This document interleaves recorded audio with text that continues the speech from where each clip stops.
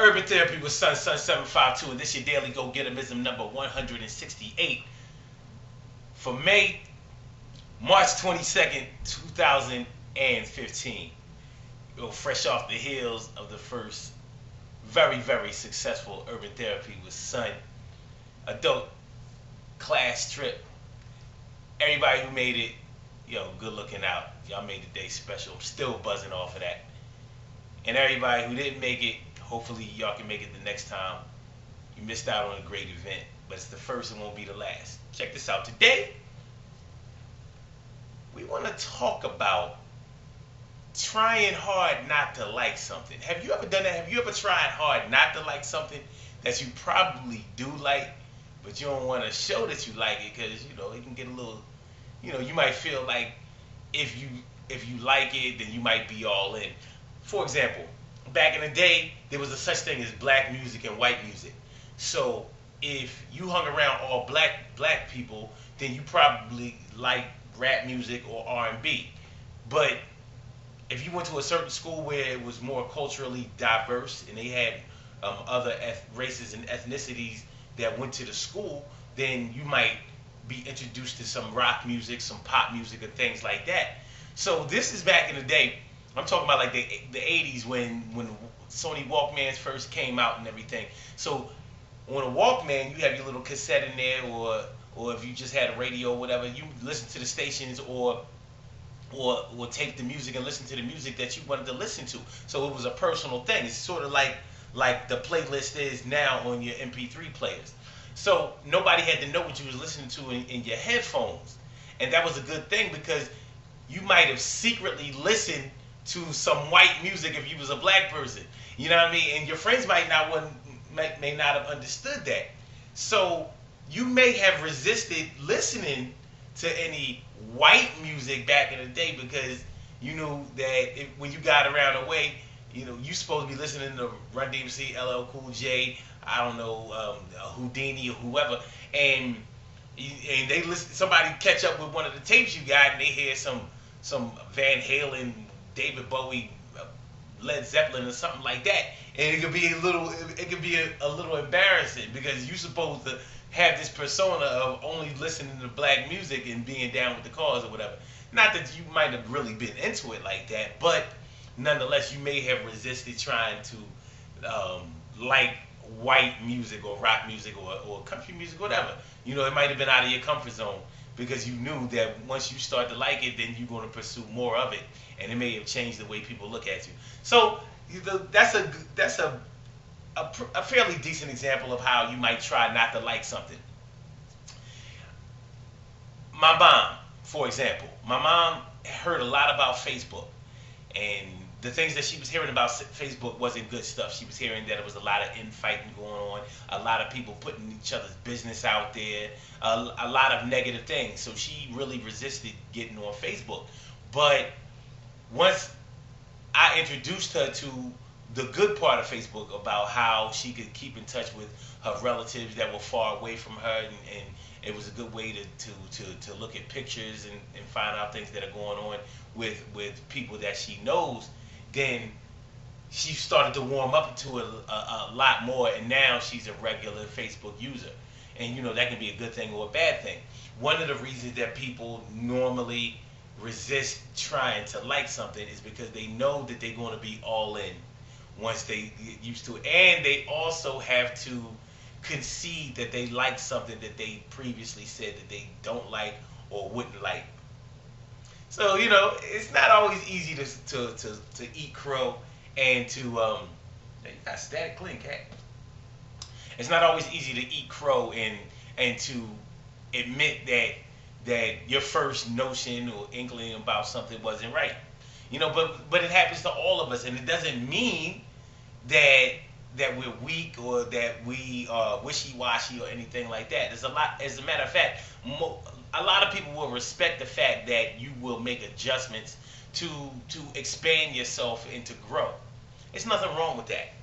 Now, there are some things that ain't worth liking. So there's some things out there that you should resist liking. Like, for example, liver. Now, my parents kept telling me when I was little, and they would serve this nasty ass liver. They would tell you that when you get older, you'll like liver. I didn't have to try not to like liver because it's nasty. I don't care what nobody say. I don't like the way it look in the pack. I don't like the way it tastes on the plate. And I'm sick of people always talking about you just ain't had nobody make it right. I had people make it.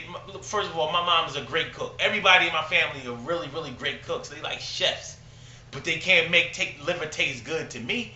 Why? Because it's nasty. It's not even real meat, man. You slice through it. You're okay. You put all that gravy, all that onions, all that mushrooms, all that green pepper, whatever you do to it. All you make it. You try to make it look and taste like steak. But when you go to eat it and you cut it and you chew it, it don't feel like beef. It's mushy and it's nasty. So I ain't have to try not to like that because it's whack. You would eat that mess though. She eat liver raw. But yeah, man, like that's just one of those things. That's one of those examples. Everything ain't for everybody. You know what I mean? Like I had a friend of mine back in the day. We would drink, we would smoke weed and all that kind of stuff. Like my man, he drunk a little bit. He wasn't all in like that. Like the way we used to do it. We was drinking 40s every night, eating fried chicken from the Chinese restaurant and all that. We was wild. We was smoking L's every day and all that kind of stuff. And when we started smoking weed, he said he don't want to smoke weed because he felt like if he smoked weed, then he might like it, and then he'll be smoking every day like us.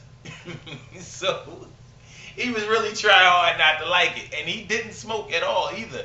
And I got to give it to him. I had to respect him for what he was saying. But what he was really saying was, I know I'm gonna become an addict if I like this shit, because I have an addictive personality. So I'm not even gonna try it. But y'all go ahead and do y'all. So I thought it was an interesting thing that you would allow us to smoke weed in your car and take a chance when the cops pulling us over and, you got weed in the car. It was illegal, definitely illegal. And, so the driver is the one that's going to take the hit for it. But you're not going to smoke it yourself. So it was like a freedom that he allowed us to have without exactly participating. It was cool, though. So I don't blame him for resisting liking that, But I'll say this on the topic. I think that it's important for you to protect a small part of yourself as long as you don't prevent your mind from growing. As long as you don't cheat yourself out of any positive experiences, I don't see any problem with resisting the advances of some people to try to get you to do some things that you're uncomfortable with. Now, when it gets to the point where you're trying not to like things like getting on a plane or learning how to swim or learning how to drive a car. You don't want to like those things because you are allowing your fears to take over. I can't advocate that, so I ain't with all that. So don't put me in that category. You ain't going in. Hey, yo. But the other stuff I think is fair game. Now think about the things that in your life. Have you ever really tried to resist liking something? You probably have. We probably have. Everybody has a friend that tried to introduce them to some crazy shit, and we was like, yo, man, get that crazy shit out of my face. Ain't nobody trying to get with that. But after you watch somebody do it over and over and over and over, and they seem to enjoy themselves, it's hard not to at least sneak and do what they do on the low. You might do it when they ain't there. And then when they come around, magically you done already got into this shit. They don't know you've been practicing doing this shit on the low. They don't know that. They ain't gotta know. You keep that between yourself. Just wanted to holler at y'all a little bit today. I ain't even gonna beat y'all in the head. Like I said, I'm still feeling good about the adult class trip yesterday. The thing was banging. Franklin Institute, Con Murphy's afterwards, meet and greet, positive people. Yeah, that's what the Urban Therapy with Sun movement is all about. That's about positive people getting together to stay together and build shit like families and fun and communities and pets. Good things happen to those who wait. Great things happen to those who grind, and anything can happen to those who go for theirs. So go hard, go for yours, and try not to resist the things that are good for you, but definitely, keep yourself at bay and try to resist the things that ain't gonna do you no good in the long run. But at the same time, keep your mind open if it's possible for you to do so. I will holler at y'all tomorrow. UrbanTherapyWithSon.com. Don't forget, this movement is growing, and it's growing in the right direction. I want you to be a part of it. UrbanTherapyWithSon.com. Go to the website, register for the website. I'm with the website. Get down with the movement, and also like this channel, YouTube.com/Son752. I holler at y'all tomorrow. Yo, I'm holler at y'all tomorrow, yo.